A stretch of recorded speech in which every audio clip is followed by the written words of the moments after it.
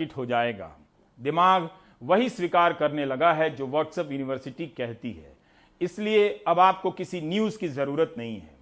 आपके सामने मौत हुई है, लाश पड़ी है और सरकार कह सकती है कि वो जो मरा हुआ है दरअसल मरा हुआ नहीं है, और आप उसे एनआरआई अंकिल को व्हाट्सएप वीडियो कॉल पर बता सकते हैं कि कोई नहीं मरा है।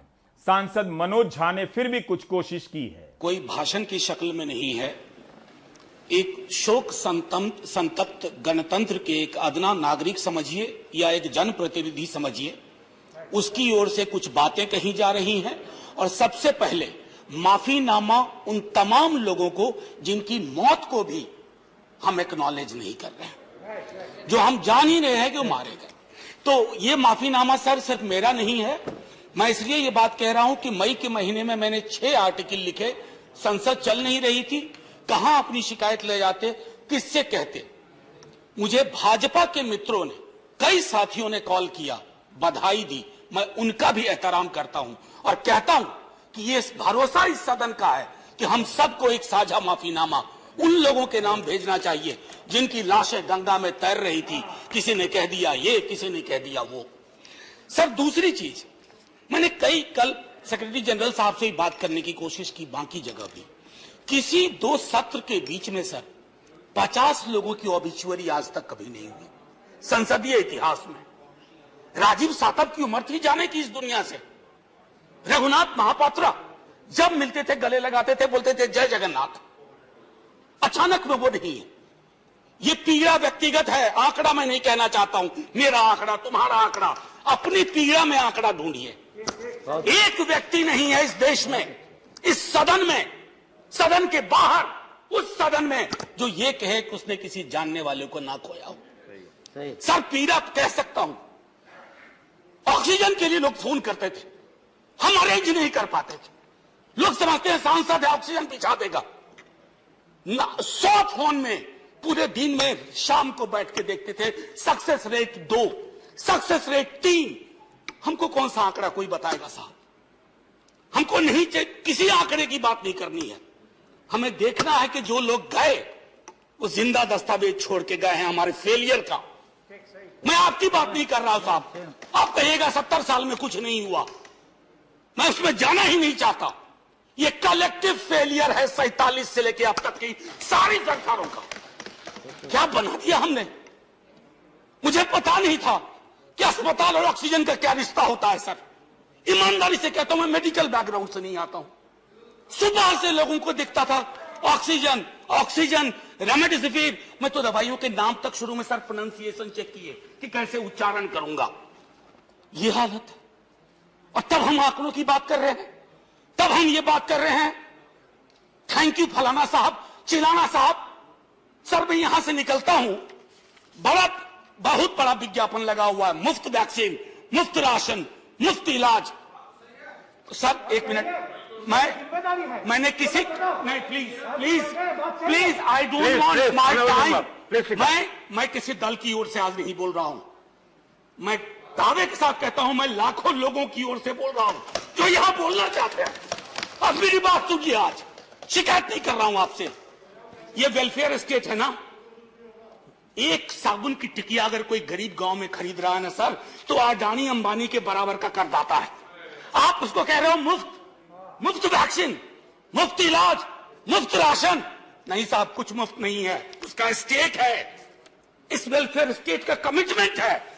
उसको आप डिनाइग्रेट मत करिए, डेमोनाइज मत करिए, उसे बौना मत बनाइए। ये आग्रह है मेरा। बहुत बड़ी बड़ी बातें नए कानून की हो रही है।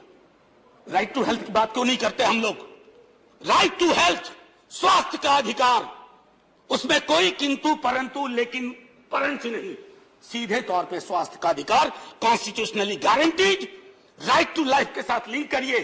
किसी अस्पताल की मजाल नहीं होगी कि वो उस खिलवाड़ कर पाए उस राइट टू लाइफ का। करना नहीं चाहते। राइट टू वर्क, उस पर काम करिए।